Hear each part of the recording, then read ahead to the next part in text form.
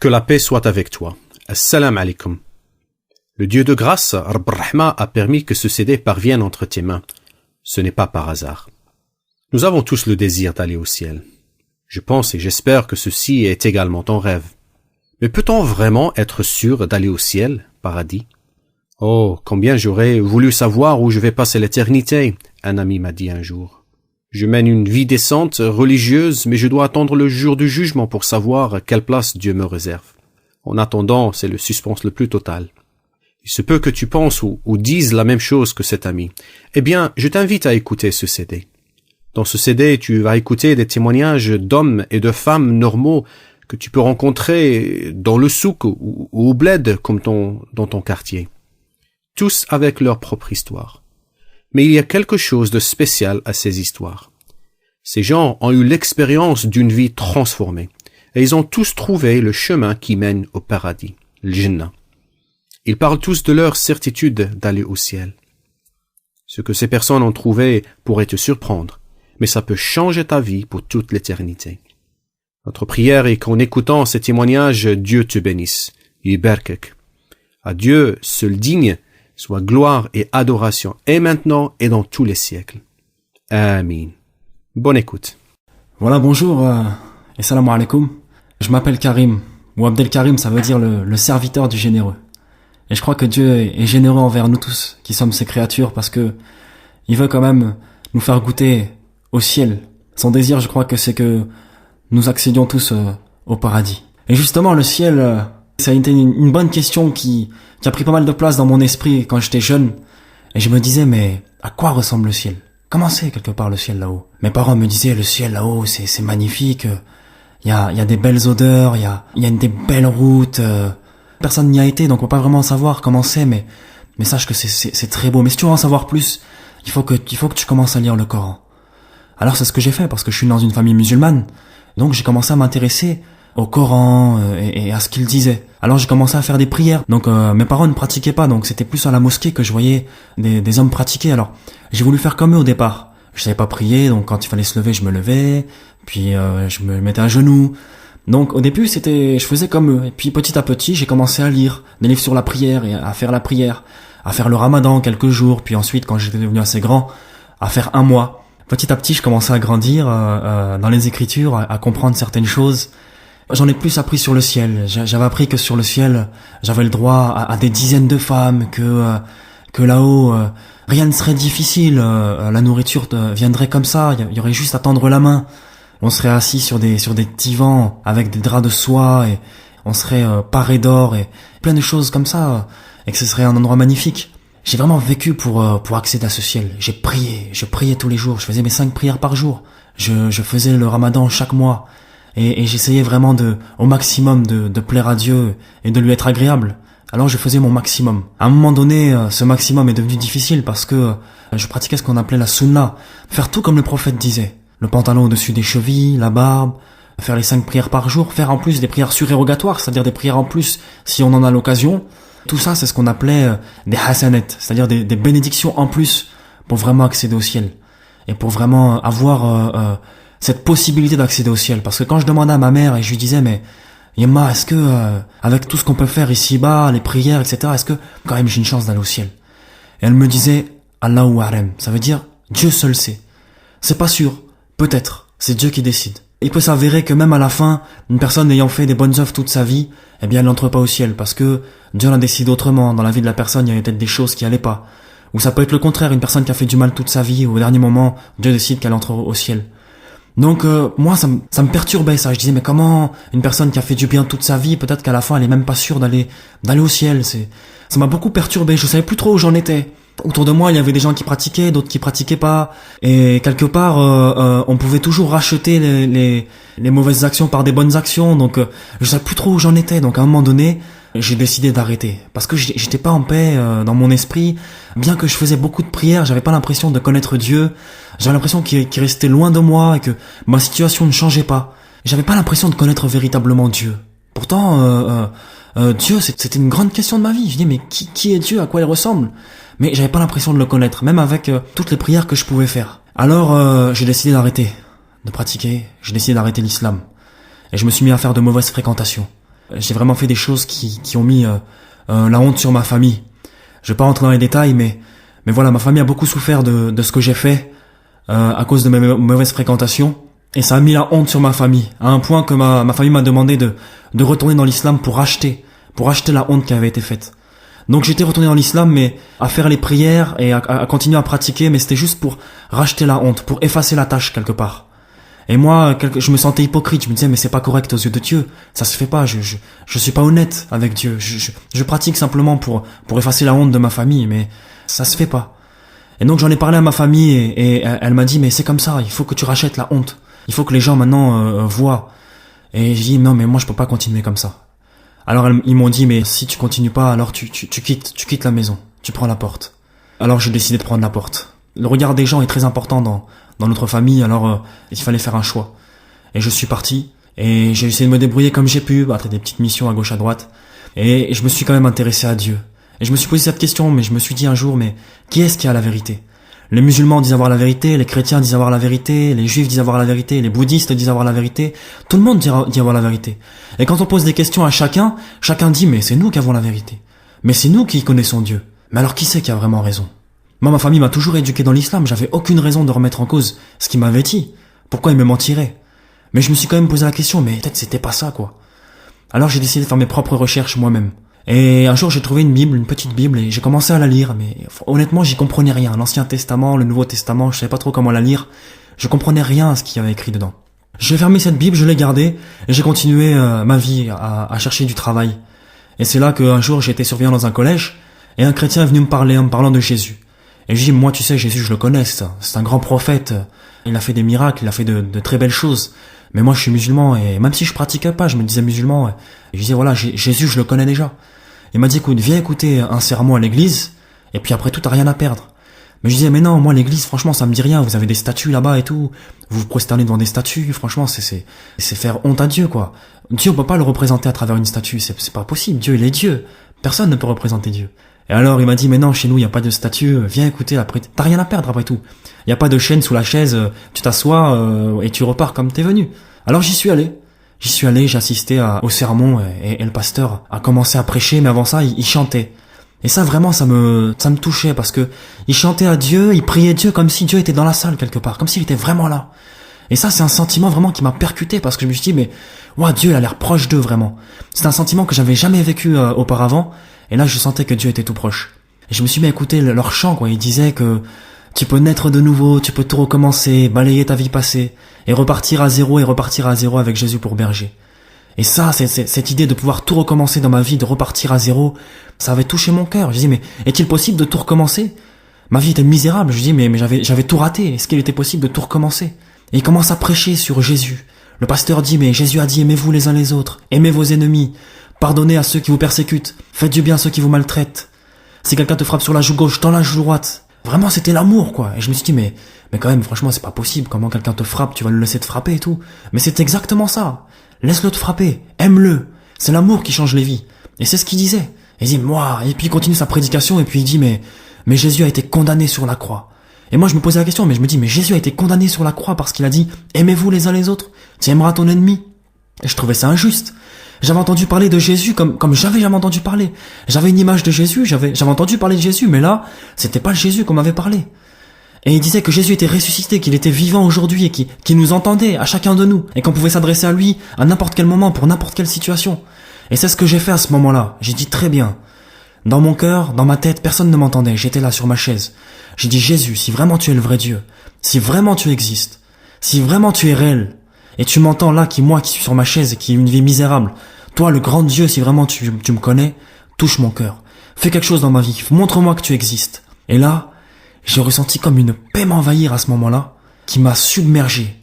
Je me suis senti vraiment, vraiment bien. J'ai jamais ressenti ça auparavant. Tous mes soucis qui représentaient comme un poids et qui partaient à ce moment-là.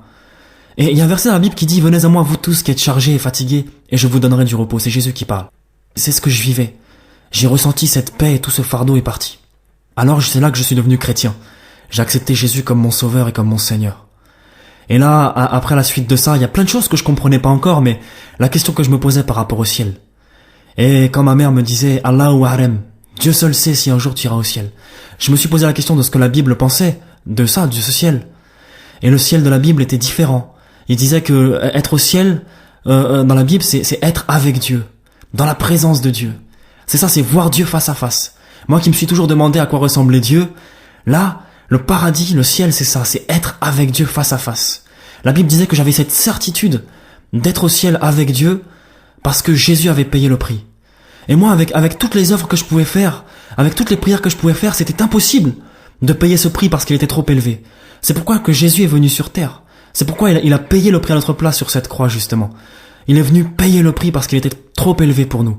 Il fallait quelqu'un qui soit vraiment pur pour payer ce prix. Et lui l'a fait. C'est pourquoi aujourd'hui j'ai cette certitude d'aller au ciel et d'être auprès de Dieu, parce que lui l'a fait pour moi, quoi. Et aujourd'hui je sens Dieu qui est proche de moi à chaque instant. Quand je le prie, je sais qu'il est là, qu'il m'entend, et c'est cette certitude qui me donne aussi le courage d'avancer et d'aller plus loin, parce que je sais qu'il veille sur moi et je sais que je serai auprès de lui lorsque je partirai, quoi. C'est pour ça que Dieu nous a créés, c'est pour mieux le connaître. Il veut qu'aucun ne meure, mais que chacun puisse trouver ce ciel, c'est-à-dire être auprès de lui, être avec lui. Bonjour, Msal khair ou salam alaykoum. Je m'appelle Fatima. Je suis née au Maroc. La vie au Maroc, c'est une vie simple, mais moi, j'étais vraiment heureuse. Mais ma mère, elle m'a dit qu'on allait partir pour la France. Et pour moi, ce fut un choc. Je ne m'y attendais pas du tout. Et à l'époque, il y avait ce chanteur qui chantait Khallani mwimti wara khallani khallani mwimti و بلاد بعيدة خلاني mwimti wara khallani khallani mwimti و بلاد بعيدة. Et ce chanteur faisait allusion à des personnes qui quittaient leur pays et ils oubliaient leur famille. Et moi, je me disais, oh là là, je voudrais pas que ça m'arrive. On est arrivé dans un petit village en France. Mais très vite, j'ai vraiment le mal de mon pays. Et mon père nous avait acheté la cassette d'une chanteuse algérienne. Cette chanson, c'était Ya tayara tayri biya wasalini al-mwaliya Ya tayara tayri biya ou les azaïr bahid aliya. Et moi je chantais Ya tayara tayri biya wasalini al-mwaliya Ya tayara tayri biya wal maghrib ghali aliya. Mais voilà, j'étais en France et il fallait bien que je me fasse une raison. Peu de temps après, il y avait la fête. Je me suis dit, bah tiens, c'est pour nous l'occasion de sortir un peu, de nous amuser, de faire des tours de manège. Et mon père nous a donné de l'argent. Mais arrivé à cette fête, on n'avait pas assez d'argent pour faire des tours de manège. Alors, on était là, on regardait les autres s'amuser, puis nous on tournait en rond. Tout à coup, on a aperçu des grosses boîtes vitrées avec à l'intérieur des jouets. Puis je me suis dit, bah tiens, puisque on n'a pas réussi à faire des tours de manège, mais on va essayer quand même d'avoir quelque chose. J'ai mis la pièce et j'ai tiré. Et au lieu d'avoir un jouet, c'est une croix que j'ai eue. Ma sœur, pareil, elle s'avance, elle met la pièce. Elle aussi, c'est une croix qu'elle a eue au lieu d'un jouet. Et mon frère Saïd aussi. Et puis là, tous les trois, on était là, on regardait cette croix. Elle était belle, elle brillait, on la met autour du cou et on est rentré à la maison. Et ma mère, elle nous voit tous les trois avec cette croix autour du cou. Puis elle a crié, ah Willy, mais pourquoi vous portez ça?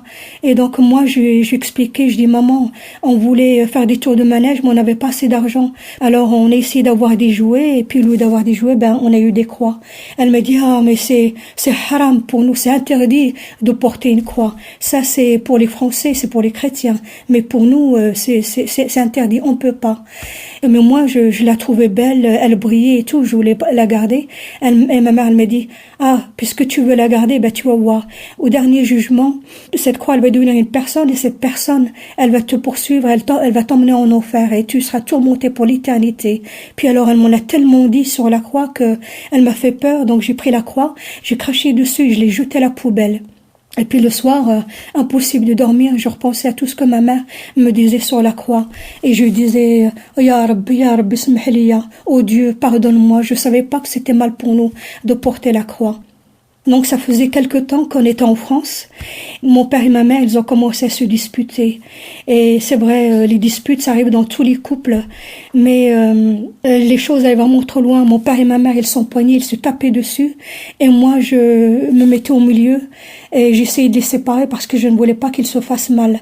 Et lorsque ma mère, elle me voyait plein de sang, elle disait à mon père, mais regarde notre fille, on est en train de la tuer.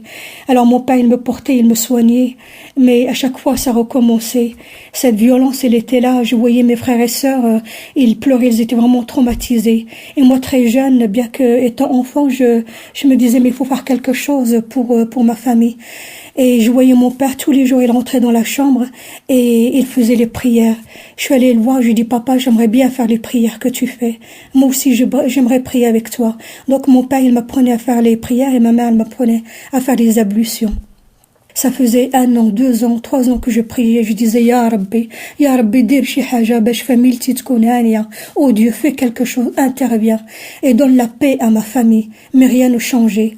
Et j'ai commencé à avoir des doutes au sujet de l'existence de Dieu. Et comme je doutais, j'ai posé quand même un ultimatum à Dieu. Je suis rentrée dans la chambre, je dis, Dieu, voilà ce que je vais faire. Je vais prier 3 fois. Si au bout de 3 fois tu te montres, eh ben, ça veut dire que tu existes. Mais si tu ne te montres pas, ça veut dire que tu n'existes pas. Donc là, dans ma chambre, j'ai fermé les yeux, j'ai prié 1 fois, 2 fois, 3 fois. Ensuite, j'ai ouvert les yeux, mais je n'ai rien vu, il ne s'est rien passé. Je suis partie en claquant la porte de ma chambre et je me suis promise que plus jamais je ne croirais en Dieu. Peu après, c'était la nuit, je suis allée me coucher. Alors que je dormais, j'ai eu un rêve. Et dans ce rêve, je me suis retrouvée dans le désert, tout autour de moi. Et une personne est venue vers moi, elle m'a dit, Fatima, regarde là-bas sur la montagne. Il y a un homme qui nous appelle. Et essaye-toi de monter sur cette montagne. Donc cette montagne, elle était très haute, mais j'ai réussi à l'escalader. Et lorsque je suis arrivée tout en haut, je me suis retrouvée face à face avec l'homme. Et cet homme, il me donnait vraiment sa paix, cette paix que je voulais depuis des années. Pour moi, pour ma famille, je la recevais de cet homme. J'étais tellement bien dans sa présence. Il était plein d'amour, plein de douceur et plein de bonté. Je le regardais et là, il m'a montré des hommes et des femmes. Ils étaient ensemble, ils étaient unis, ils étaient tellement heureux. Je les regardais et c'était pas du tout des gens superficiels. Ce qui émanait d'eux, c'était quelque chose de profond. Alors je me suis tournée vers l'homme. Je dis, mais moi, à l'intérieur de moi, il n'y a que haine, rancune, amertume et révolte. Voilà ce qu'il y a à l'intérieur de moi. Je ne suis pas comme ces hommes et ces femmes, mais j'aimerais tellement moi aussi être comme eux. Et de nouveau, l'homme, il m'a montré une personne, et cette personne, elle était seule, elle était triste, malheureuse, un peu comme moi. J'ai dit à l'homme, mais cette personne, il faut faire quelque chose pour elle. Il ne faut pas la laisser comme ça. L'homme m'a regardé, il m'a dit, mais tu ne sais pas maintenant, mais plus tard, eh bien, tu sauras, tu comprendras. Et lorsque je me suis réveillée, je me suis retrouvée dans mon lit. Il y avait ma sœur Kadouj à côté de moi et mon frère Saïd.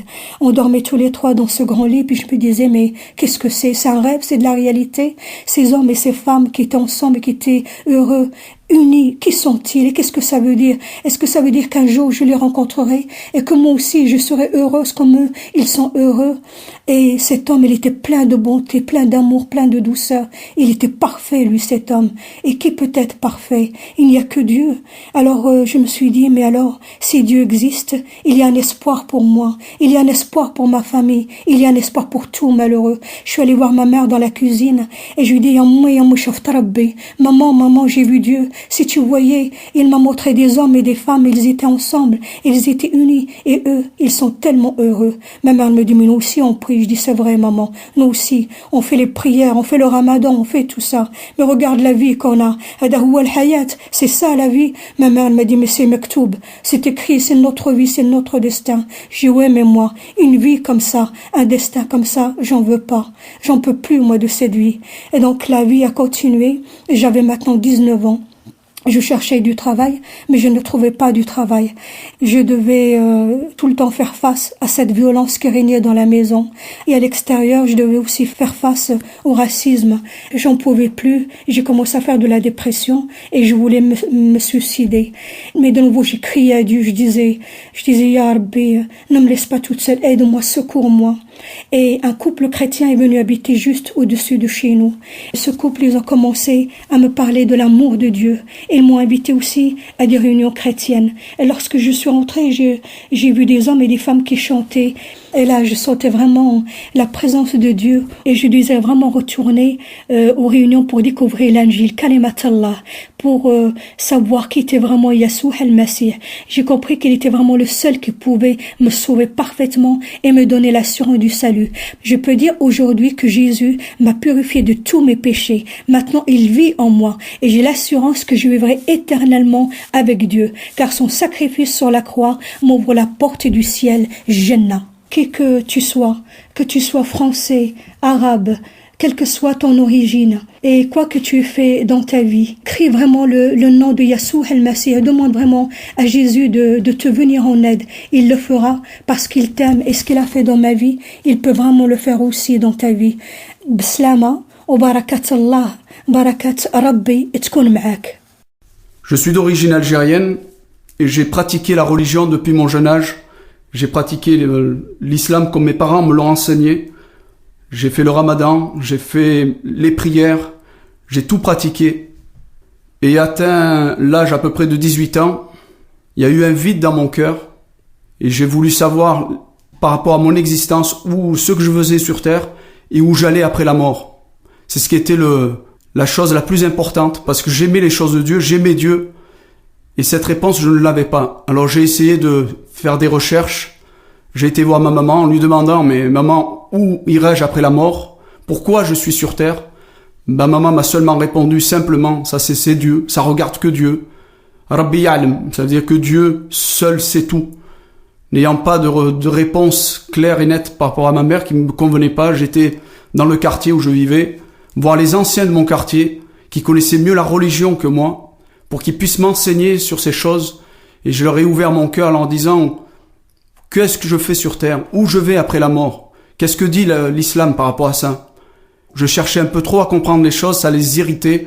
La seule chose qui me répondait, les uns et les autres, Dieu seul sait, Rabbi ya'lam. Tu seras pesé, tes bonnes et mauvaises œuvres seront pesées. Et Dieu saura où tu iras, soit au paradis, soit en enfer. Et cela m'angoissait de plus en plus. Je n'avais aucune réponse, aucune paix dans mon cœur. Et j'ai cherché, j'ai prié. J'ai fait tout ce qu'il fallait afin de pouvoir parler à Dieu. Mais aucune réponse n'était venue. Pourtant, j'étais sincère avec Dieu. J'étais sincère dans ma religion. J'ai tout fait afin que je puisse recevoir cette paix, ces choses que l'homme a besoin. J'avais une angoisse intérieure que je ne pouvais pas combler, ce vide que je ne pouvais pas combler. J'ai cherché par plusieurs manières. Impossible de recevoir ces choses. J'allais voir ma maman tout le temps, tellement que je faisais de l'angoisse à cause de cette recherche d'après la mort. Et maman, la pauvre, je savais pas quoi faire. Elle me disait, t'as qu'à prier. Il faut prier Dieu au nom de notre prophète. Et je le faisais de tout mon cœur. Je me mettais, on peut pas vous expliquer quand on est dans cette recherche. Je me mettais à crier à Dieu de tout mon cœur, à genoux. Je priais, je criais à lui.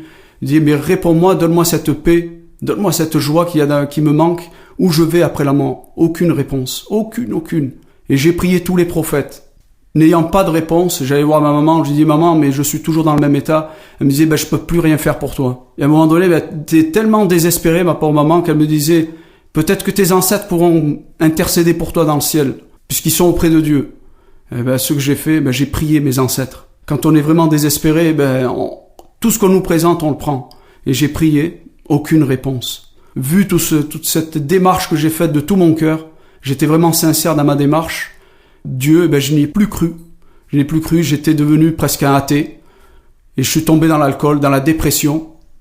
Et quand on me parlait de Dieu, je rejetais toute chose. Je rejetais, je dis que Dieu n'existait pas. Et je suis tombé dans l'alcool, dans la dépression.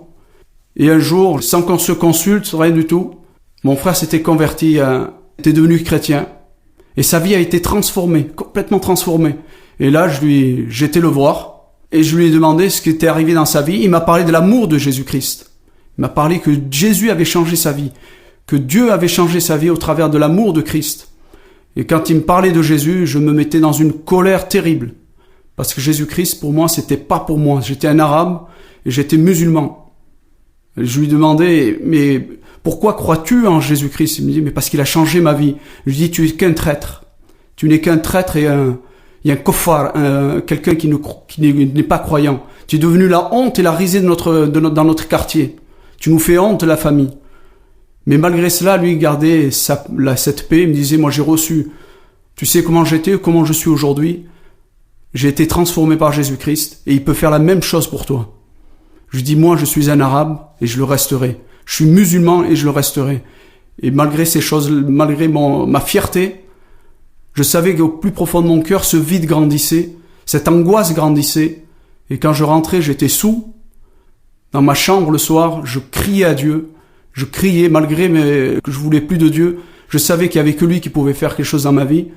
Et un soir, j'étais désespéré.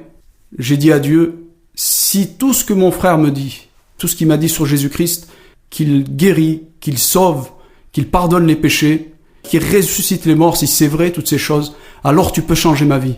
Si tu le fais pas, je me suicide. Le lendemain, j'étais voir ma sœur, une de mes sœurs, parce que je voulais pas parler à mon frère par fierté, pour pas lui montrer que j'étais d'accord avec ce qu'il disait. J'étais voir une de mes petites sœurs, parce que je savais qu'elle savait un peu ce qui se passait dans la maison. Je lui dis, où les chrétiens se réunissent? Et elle m'a donné une adresse. Et je lui ai dit, mais moi je veux une réunion, mais la nuit. Parce que je savais que mes compatriotes, dans le quartier, pouvaient me ridiculiser, me faire peut-être du mal. Alors j'étais un soir dans une petite réunion. Et là, je suis rentré. Mais avant ça, j'avais plus cet orgueil dans mon cœur parce que j'étais désespéré. C'était soit la vie, soit la mort. Alors j'avais dit à Dieu, si tu existes, parle-moi ce soir. Et je me suis assis, j'ai écouté ce que le pasteur disait, et je buvais ses paroles. Et dans ses paroles, il disait que Dieu nous a tant aimés qu'il avait donné Jésus-Christ pour nous, afin de nous sauver. Qu'il avait donné afin que nous puissions être en relation personnelle avec Jésus-Christ si nous croyons à son sacrifice. Je n'ai pas tout compris ce soir-là, mais ce que j'ai compris, c'était l'amour de Dieu pour moi. Cet amour qu'on m'a jamais dévoilé dans ma religion. On m'a jamais dit que Dieu était amour, que Dieu était plein de compassion envers nous. On nous a toujours dit, Rabbi Ta'ala, Dieu est en haut. Et ce jour-là, j'ai compris que Dieu était un père pour les hommes. Qu'il avait envoyé Christ afin de manifester son amour envers nous. Et ce jour-là, j'ai bu toutes ces paroles. J'ai accepté que Jésus-Christ devienne mon sauveur. J'ai compris que c'était lui seul qui pouvait me sauver parce qu'il avait donné sa vie sur la croix pour moi. Toutes mes œuvres et tout ce que je faisais pour atteindre Dieu, Jésus-Christ était descendu à ma place pour faire ce que moi je ne pourrais jamais faire, accomplir la volonté de Dieu parce que je n'étais pas pur. Ma vie a été transformée depuis ce jour. Je suis sorti de ce lieu, transformé. J'étais un homme libre intérieurement, ça s'explique pas. Ça se vit. C'est une histoire de cœur, c'est une histoire de être sincère avec Dieu. Ce jour-là, j'ai ouvert mon cœur et Dieu a mis cette paix dans mon cœur. Il m'a mis cette paix que personne ne peut m'enlever. Cette paix qu'un jour, quand il reviendra ou quand je partirai après la mort, je le verrai dans le ciel. Je serai avec lui dans le paradis, que Christ me prépare une place dans le paradis. Et cette certitude que j'ai aujourd'hui depuis 30 ans, personne ne pourra me l'enlever. Parce que Jésus-Christ m'a pardonné mes péchés et qu'il a préparé cette place pour moi dans le paradis. Que Dieu vous bénisse et que Dieu permette aussi que vous puissiez faire cette expérience. Et je veux souligner tout simplement que depuis que j'ai donné ma vie à Jésus-Christ, je suis toujours un arabe, j'aime toujours mes compatriotes et que je suis algérien et que je le resterai jusqu'à la fin de mes jours et j'en suis fier. Que Dieu vous bénisse. Rabbi ibarakkum kullan. Quand j'étais adolescent, j'étais quelqu'un de très très dur, très violent. J'avais de la haine, comme pas possible. Quand je regardais les gens, j'avais envie de les tuer.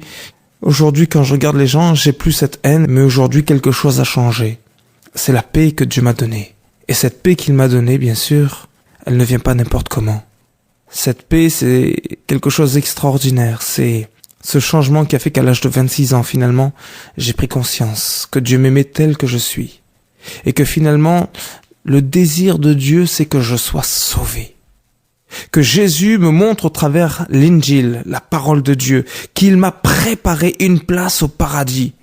J'avais peur, moi, de ce qui pouvait se passer après la vie. Je savais pas si j'allais finir en enfer ou au paradis. Il n'y a rien de meilleur que de vivre avec Dieu pour l'éternité. Et ce meilleur, c'est Jésus qui l'a donné. C'est ce qui m'a donné la paix aujourd'hui.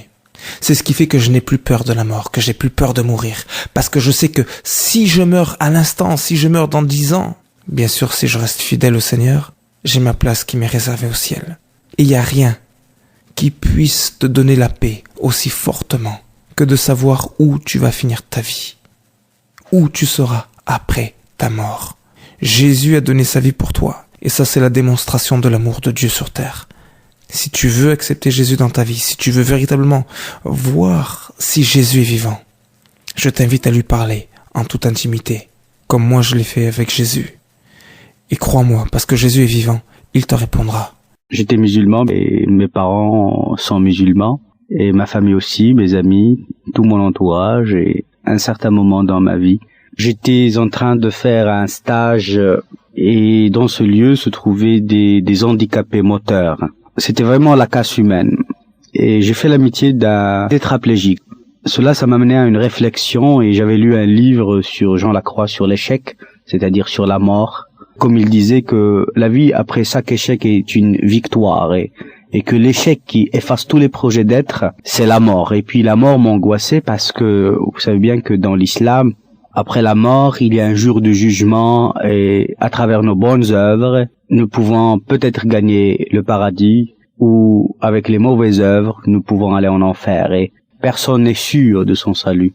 Et des fois je dis maintenant ça vaut pas le coup qu'on souffre ici. Et pour moi c'était terrible. Cet ami qui était handicapé, tétraplégique, il était professeur agrégé en anglais et pour lui, il avait aussi une philosophie dans la vie. Pour lui, il attend que la mort. On passait des nuits dans des discussions, vraiment dans le désespoir. On était en train de peindre le néant. Après que j'avais terminé mon stage, je suis retourné dans la ville où je faisais mes études et il m'avait écrit une lettre. Alors je croyais qu'il se moquait de moi. Tellement il est devenu avec beaucoup d'espoir, beaucoup de choses. Il dit mais ça c'est pas le même garçon que j'avais connu. Je suis retourné dans cette ville et j'ai appris qu'il était converti. Alors je comprenais pas que ça veut dire la conversion. Pour moi je dis peut-être un jour je deviendrai un super musulman. Donc je rentre dans les choses, je vais pratiquer encore ma religion beaucoup plus. Et un soir il était invité par des chrétiens. Mais comme j'étais chez lui, on m'avait invité. Alors c'était des gens qui étaient tellement simples. Mais il parlait d'une façon du ciel avec une certaine certitude, une assurance, une paix. Alors je me suis demandé, est-ce que ça existe des gens naïfs encore à notre époque? Et plus il parlait, plus je trouvais ce qu'il disait est très sincère et très vrai. Et ça me gênait, moi, qui était vraiment cartésien, il faut que j'explique tout. Même, vous savez bien que la religion musulmane est une religion de la raison, où tout est programmé, tout est logique, tout est clair. Alors, je suis rentré dans un nouveau stade. Et c'est là où j'ai saisi à un certain moment que eux, ils avaient quelque chose que je n'avais pas.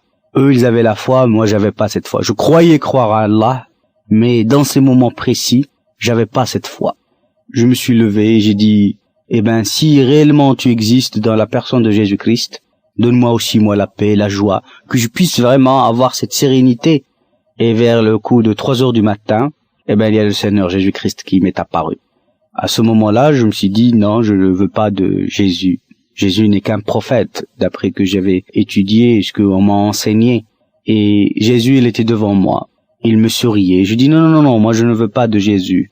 Même malgré tout cela, il s'est transformé en une sorte de nuée, il m'a pénétré de ma tête jusqu'à mes orteils. Je dis non, je criais. Je dis non, je ne veux pas de Jésus. Jésus n'est qu'un prophète et un homme. Moi, je veux Dieu. Il s'est retiré comme si on enlevait un gant. À ce moment-là, j'étais tellement fatigué que je ne pouvais pas faire tout ce raisonnement. Mais Dieu m'avait aidé. Alors je me suis dit, si moi j'ai demandé Dieu, et puis Dieu m'a envoyé Jésus, donc c'était le seul chemin pour connaître Dieu. Avant, je ne connaissais pas les évangiles, j'avais jamais eu connaissance avec la Bible. Mais par ma religion, j'ai eu quelques enseignements sur Jésus-Christ comme il était un des grands prophètes. Le Coran disait que Jésus, il est né par l'opération du Saint-Esprit, donc sans l'intervention d'un homme. Jésus-Christ, il était un grand prophète par ses miracles, notamment il guérit les aveugles, il ressuscite les morts. Mais pour moi, le moment où j'ai vu Dieu en tant que réalité vivante, que j'ai vu le Jésus-Christ dans ma vie, après 3 jours, j'ai eu vraiment cette paix que j'avais demandé à Dieu. J'avais réellement cette joie. J'ai commencé à faire confiance à Dieu dans la personne de Jésus-Christ. J'ai pas voulu discuter. Il y a beaucoup de choses qui me heurtaient. tellement la mort de Jésus-Christ, parce que le Coran disait que Jésus n'est pas mort, et la tradition disait que même il y avait quelqu'un qui était mort à sa place. Le Coran disait que Jésus-Christ n'est pas le Fils de Dieu, qu'il n'est qu'un homme et un prophète. Toutes ces questions me revenaient, comme j'avais étudié le Coran et la pensée islamique. Mais moi, rien que cette apparition du Seigneur Jésus m'avait convaincu, et j'ai voulu faire confiance, et je voulais pas poser trop longuement ces questions. Il y avait une véritable vie nouvelle qui a commencé en moi. Et quand je suis allé pour parler avec mes amis et ma famille, tout le monde me disait « Ah, maintenant c'est bien, tu es devenu un super musulman. » Et je suis revenu tellement content que ma vie elle est rentrée en ordre avec le divin, avec le Créateur. Je ne savais pas que Dieu m'a donné le salut gratuitement en Jésus-Christ. Je ne savais pas que tout cela, pour moi, s'était révélé petit à petit. Par loyauté, je commençais par lire le Coran et après la Bible. Mais c'est là où j'ai vu réellement que la Bible est la parole de Dieu. Le moment où j'ai commencé à lire le Coran, 5 minutes, 10 minutes, alors après, je pouvais plus. Et quand je prends la Bible, alors là, je passe toute la nuit. J'oublie même que j'ai des études à faire. Et je suis arrivé à certaines vérités qui sont totalement contradictoires. Dans la Bible, c'est écrit que Jésus-Christ est réellement mort pour nos péchés. C'était le centre même de toute la réflexion chrétienne. Si on enlève la croix, il n'y avait plus rien. Tellement je savais que je faisais confiance à mon savoir, je faisais confiance à ma réflexion et à mes recherches. J'ai voulu vraiment démissionner devant Dieu. J'ai dit non, maintenant je ne veux plus chercher. Moi je ne veux suivre ni le christianisme ni l'islam. Tout ce que je veux, c'est toi, Seigneur. C'est toi qui es venu dans ma vie, c'est toi qui dois m'éclairer. Je lève le Coran d'une main et la Bible d'une main, je dis Seigneur, montre-moi quelle est la vérité, éclaire-moi. Dans une attente très très sérieuse. Avec des larmes, parce que tellement Dieu m'avait touché au plus profond de moi-même. Tout ce bonheur que je n'ai jamais connu pendant toute ma vie, pour la première fois, j'étais enveloppé de cet amour. Intellectuellement, je suis devenu satisfait. J'avais cette conviction profonde que Jésus est réellement mort. Alors, je voyais depuis les sacrifices sanglants, depuis que l'alliance que Dieu a établie avec les hommes, depuis que Adam a péché, Dieu a pris un animal qu'il a sacrifié pour couvrir l'homme de sa nudité, c'est-à-dire de son péché. Donc il y avait 100%, vie pour vie. Et comme nous on a transgressé Dieu, et tout ce qui transgresse Dieu mérite la mort, il faut présenter quelque chose à la place. Jusqu'à ce que Jean-Baptiste, le moment où il voyait Jésus-Christ se présenter à lui, il disait voici l'agneau qui ôte le péché du monde. L'agneau sans tache, sans péché. Et tout cela, tous ces sacrifices sanglants qui étaient avant, n'étaient que l'image des choses à venir. Alors, à ce moment-là, mon cœur s'est rafformé. Je savais que Jésus-Christ, ce sang de qualité supérieure, qui est capable de purifier les péchés des hommes, tous les hommes, du monde entier, de ceux d'avant, d'aujourd'hui et d'hier, parce que ce sang, elle est d'une qualité supérieure. Alors je savais que c'est pas par mes bonnes œuvres, c'est pas par mes jeûnes, c'est pas par mes prières. Dans mon intelligence, tout est rentré en place. Je savais que Dieu m'a béni, m'a renouvelé dans tout mon entendement, et que c'était le seul chemin. Et maintenant, je ne peux même pas une seule seconde mettre cela en doute ou de blaguer, parce que c'est là où je trouve mon vrai bonheur. Et je remercie le Seigneur de cette grâce qu'il m'a fait, qu'il m'a appelé. Je suis née, j'ai vécu en Algérie, dans une famille musulmane. Mon père était musulman. Tout mon entourage était musulman. Je partais à l'école, donc j'apprenais l'islam, les sourates coraniques, et que je connaissais par cœur. Mais en fait, je me posais beaucoup de questions parce qu'entre-temps, maman, je la voyais qu'elle priait le Seigneur Jésus et je savais pas qu'est-ce qui était la vérité. Est-ce que c'était le Seigneur Jésus ou c'était Mohammed? Et donc, toute petite déjà, je cherchais la vérité. Et en grandissant, j'étais quand même très très attirée par l'islam parce que malgré tout, on parle d'un islam de tolérance, un Dieu de tolérance, d'amour, qui aime les mamans, qui aime les femmes parce qu'elles ce sont celles qui portent la vie. Et en fait, j'étais très très intriguée. Et jusqu'au jour où j'étais en train de prier justement, et j'ai vu, il y avait des personnes autour de moi qui étaient chrétiennes, et ce jour-là, elles avaient vécu des miracles. En fait, j'avais vu une personne qui était malade, le médecin l'avait condamnée, et quand elle avait prié le Seigneur Jésus, elle était complètement guérie. Et quand elle est repartie chez le médecin lui a dit, écoutez, on comprend rien, vous êtes complètement guérie. Et devant moi, il y avait une autre dame qui avait un bras beaucoup plus court que l'autre. Et devant nos yeux, il y avait son bras qui s'allongeait et elle disait c'est incroyable, mon bras s'est allongé et tout ça. Alors j'ai commencé à croire quand même que effectivement Dieu est vivant Et à travers Jésus, il fait des miracles comme quand Jésus était sur terre. Et dans mon cœur, effectivement, il y avait quand même un trouble parce que la chose que je n'arrivais pas à accepter, c'est que Dieu avait un fils. Mais surtout, nous, on savait très bien que dans l'islam, pour accéder au paradis, il fallait faire beaucoup de bien. Et qu'on avait 2 anges, donc un ange du côté sur notre épaule droite qui écrivait les bonnes actions, et un autre ange sur le côté gauche qui écrivait les mauvaises actions. Et quand on arrivait devant Dieu, effectivement, il allait faire une balance entre les deux, et puis cela pourra juger en fait notre future éternité. Mais on n'était jamais sûr si on allait mourir ou vivre. Et pendant 1 semaine, j'étais troublée jusqu'au jour où je me suis mise à prier en sortant de l'école un peu plus tôt. J'étais au lycée. Et je suis sortie, arrivée à la maison et je priais. Et là, j'entends le Seigneur Jésus, maintenant que j'appelle Seigneur Jésus, mais à l'époque, c'était Jésus qui me parlait et qui me disait « Je suis Jésus-Christ, je suis le Fils de Dieu, je suis le chemin, la vérité et la vie, et nul n'ira au Père que par moi. » Donc, il m'a dit « Ana huwa tariq al-hayat wal-haq » Et pour moi, c'était waouh, comment c'est pas possible. Il y a que Jésus, il y avait que Dieu qui pouvait me répondre parce que c'était en moi, c'est dans mon cœur, j'étais troublée. Et à partir de ce moment-là, j'étais complètement convaincue que Jésus était le Fils de Dieu et que pouvait pas accéder justement au paradis que par Jésus-Christ. Et c'est là où j'ai compris que finalement, il y avait un espoir pour nous qui ne savons pas vraiment où nous allons finir notre éternité. Et Jésus était vraiment l'espoir. Moi, j'avais pas de Bible, je ne connaissais pas ce verset, je ne pouvais pas l'inventer. Mais quelques années plus tard, il y a un frère qui vit en Algérie et qui m'a offert cette Bible et je suis tombée sur ce verset-là et je me suis dit, c'est pas possible, Seigneur, vraiment, tu es grand.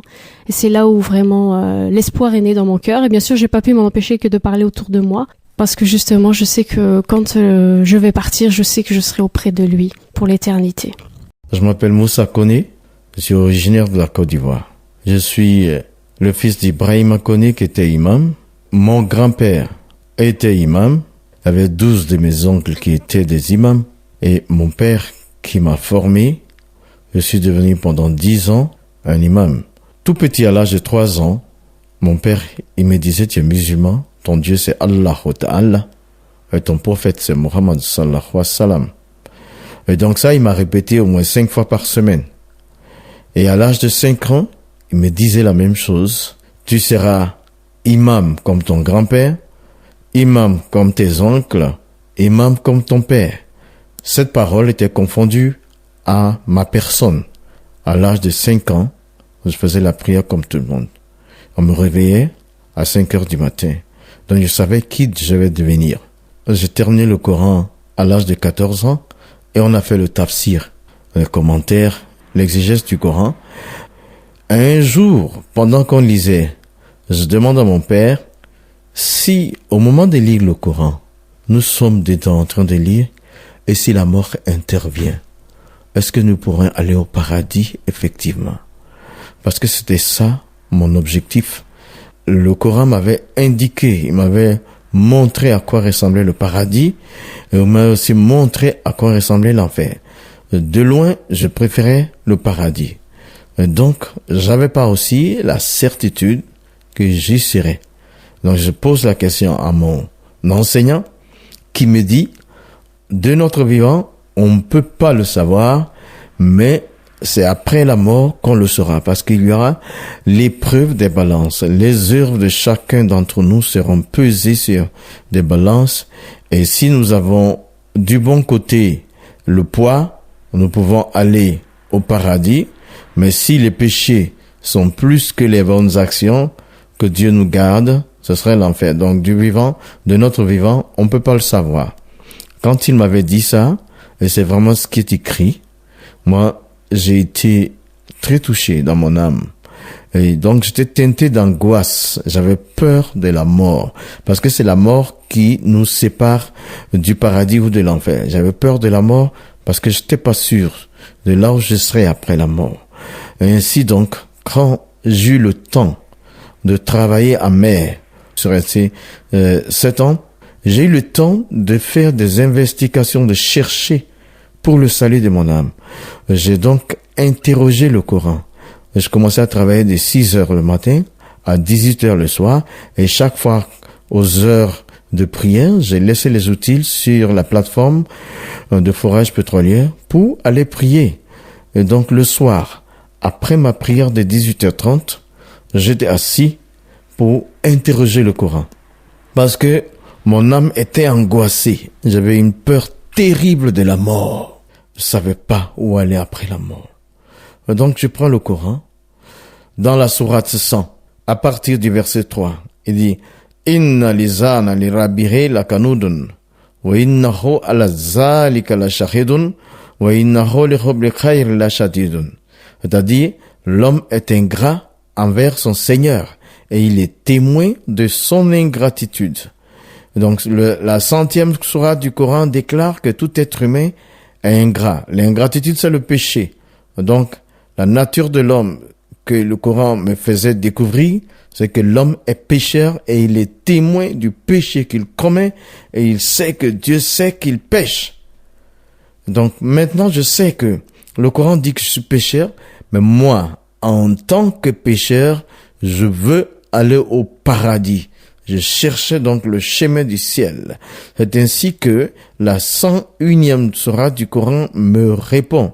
Fa amaman sakulati mawazinuhu fa huwa fi ishati radiyat wa amaman kafati mawazinuhu fa umuhu hawiyat wa ma adirika ma hiyaha naru hamiyat. Ça veut dire que si tes œuvres bonnes pèsent sur la balance plus que les péchés, tu iras au paradis. Mais si c'est l'inverse, nar hamiyat, tu iras dans le feu ardent. Alors, j'ai compris que j'ai commencé à me poser la question, comment un pécheur de nature peut avoir plus de bonnes actions que de péchés? Je savais pas le nombre de mes péchés à l'âge de 35 ans, et donc je ne pouvais pas savoir aussi mon séjour dans l'au-delà. C'est ainsi que j'étais encore plus angoissé que tout. Je n'étais pas prêt à rencontrer Dieu.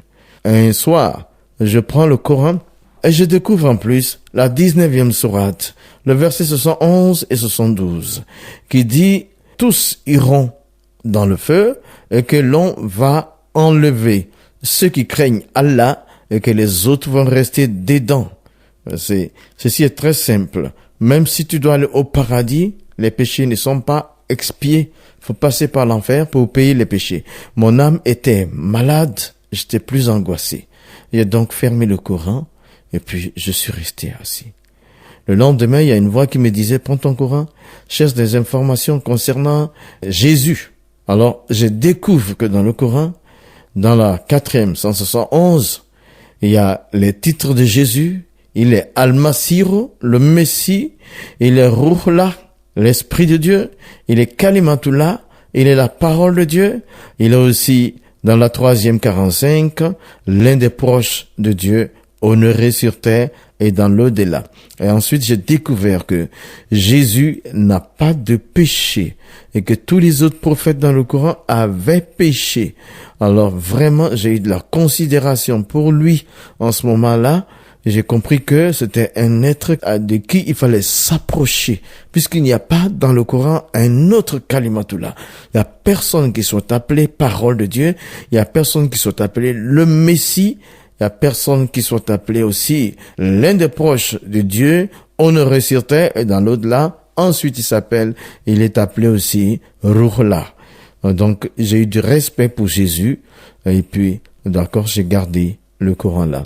Et une fois encore, la voix me dit, prends le Coran, cherche des informations concernant la Bible. Je vais dans la 2e sourate, le verset 136, je précise, où il dit, Kulu ammana billah wa ma unzila ilayna wa ma unzila ala Ibrahim wa Ismaïl wa Ishaq wa Yaqub wa Lasibati wa ma utiya Musa wa ma utiya Isa wa ma utiya Nabiyun la nufariq bayna ahad minhum wa nahnu lahu muslimun. Ça veut dire en français Kulu. Kulu veut dire dites. Nous croyons en Dieu, à ce qu'il a donné à Abraham, à Ismaël, à Isaac, et au livre qu'il a donné à Moïse, et au livre qu'il a donné à Jésus, au livre qu'il a envoyé aux prophètes, et nous ne faisons aucune différence, nous nous soumettons à ces livres-là. Donc, moi qui pensais que le Coran allait me montrer vraiment que la Bible est falsifiée, tel que je répondais aux chrétiens, quand j'étais seul, quand ils ont tenté de m'évangéliser, je découvre que le Coran dit d'obéir, de croire au livre que Allah a donné à Moussa, Moïse, et à Isa, Jésus. Croire à ces livres veut dire que ces livres ne sont pas faux.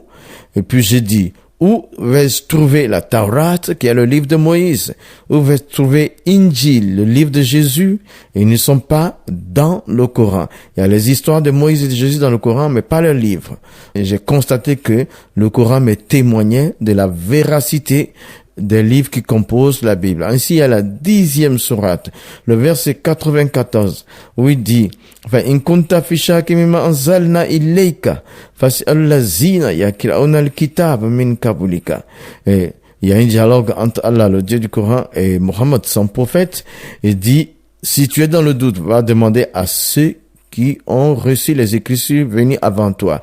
Les écritures venues avant Mohammed, le prophète de l'islam, c'est Taurat, Injil, Zabour. Ce sont les peuples du livre qui l'ont reçu, Ahl Kitab.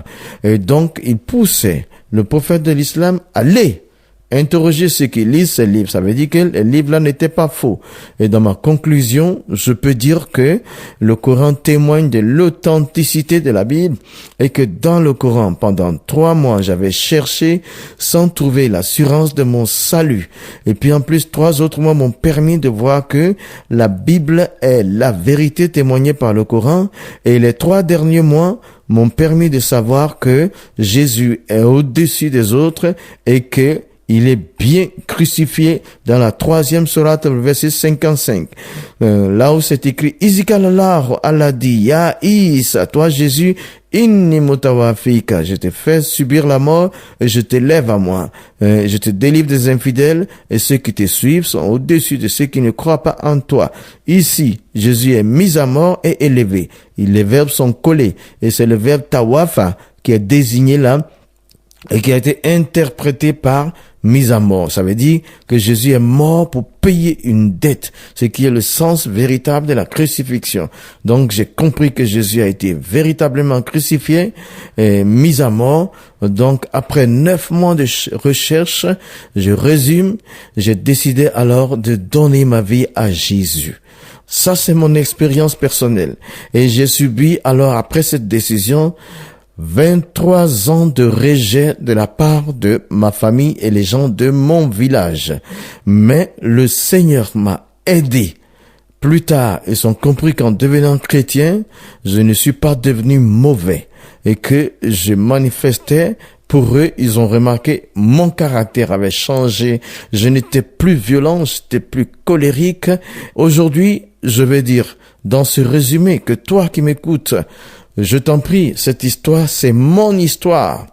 Je crois que tu seras pas fâché, mais je te dis que le seul chemin pour arriver au ciel, c'est Jésus. C'est pour ça qu'il dit, dans Jean 14:6, il dit, Kala yasurul masir, le Messie Jésus dit, Anna, moi, Hoa, je suis, Tariq, le chemin, Wal-Haq, la vérité, Wal-Hayat, la vie, Laïsa Ahad, pas un seul. Il a Ani qui ne vienne à moi, dit Jésus, il a Abi, ne peut arriver au Père. Jésus n'a pas montré de chemin, il est lui-même le chemin. Il est venu, il est la parole de Dieu qui est devenu un être humain, il a aimé les êtres humains et il s'est livré en sacrifice pour expier nos péchés afin que nos péchés soient pardonnés pour que nous puissions entrer au paradis. Donc, mon frère, particulièrement à toi, Adama, Youssouf, Abdallah, si tu entends ce témoignage, je t'en prie, ce n'est pas pour te faire mal. Mon désir, c'est que tu trouves le chemin tant recherché. Quand tu pries, quand tu récites la Fatiha, tu dis Ihdina siratal mustaqim, que Dieu te dirige dans le droit chemin. Le droit chemin, il est déjà là. C'est Jésus qui a dit Anna huwa tariq wal haq wal hayat. Je suis le chemin et la vérité et la vie. Si tu donnes ta vie à Jésus, avec certitude, tu entreras au paradis et tu sentiras le bonheur de la relation qui va se tisser entre toi et Dieu le Père, réconcilié par Jésus-Christ qui est le médiateur. C'est vrai, nos parents étaient déjà des musulmans et nous les avons suivis, mais maintenant la vérité nous est révélée en Jésus-Christ. C'est le seul chemin pour aller au ciel. Que Dieu te bénisse. Fais le bon choix. Le choix de Jésus, tu ne regretteras jamais.